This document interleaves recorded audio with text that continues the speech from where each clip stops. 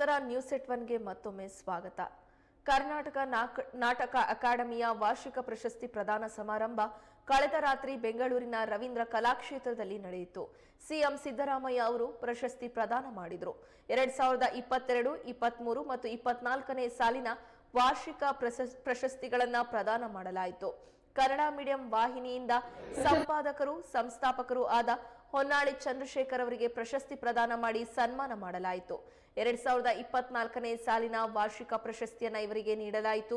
ರಾಜ್ಯದ ಇತರರಿಗೂ ಈ ವೇಳೆ ವಾರ್ಷಿಕ ಪ್ರಶಸ್ತಿ ಮತ್ತು ಜೀವಮಾನ ಸಾಧನೆಗೆ ಪ್ರಶಸ್ತಿಯನ್ನ ನೀಡಿ ಗೌರವಿಸಲಾಯಿತು.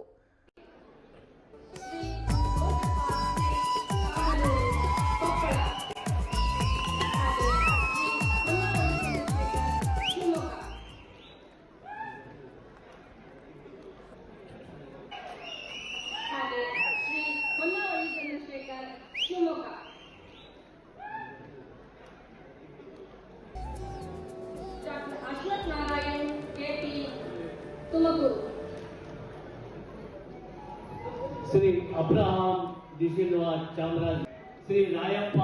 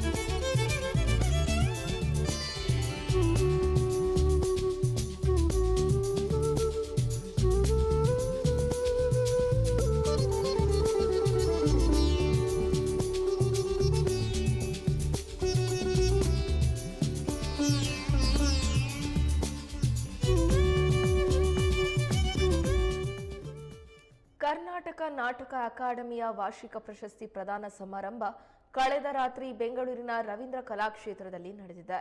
ಸಿಎಂ ಸಿದ್ದರಾಮಯ್ಯ ಅವರು ಪ್ರಶಸ್ತಿ ಪ್ರದಾನ ಮಾಡಿದರು.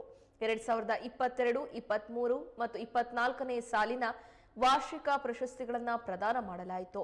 ಕನ್ನಡ ಮೀಡಿಯಂ 24x7 ವಾಹಿನಿಯ ಸಂಪಾದಕರು ಹಾಗೂ ಸಂಸ್ಥಾಪಕರು ಆದ ಹೊನ್ನಾಳಿ ಚಂದ್ರಶೇಖರ್ ಅವರಿಗೆ ಪ್ರಶಸ್ತಿ ಪ್ರದಾನ ಮಾಡಲಾಯಿತು, ಸನ್ಮಾನ ಮಾಡಲಾಯಿತು. 2024ನೇ ಸಾಲಿನ ವಾರ್ಷಿಕ ಪ್ರಶಸ್ತಿಯನ್ನ ಇವರಿಗೆ ನೀಡಲಾಯಿತು. ರಾಜ್ಯದ ಇತರರಿಗೂ ಈ ವೇಳೆ ವಾರ್ಷಿಕ ಪ್ರಶಸ್ತಿ ಮತ್ತು ಜೀವಮಾನ ಸಾಧನೆಗೆ ಪ್ರಶಸ್ತಿಯನ್ನ ನೀಡಿ ಗೌರವಿಸಲಾಯಿತು.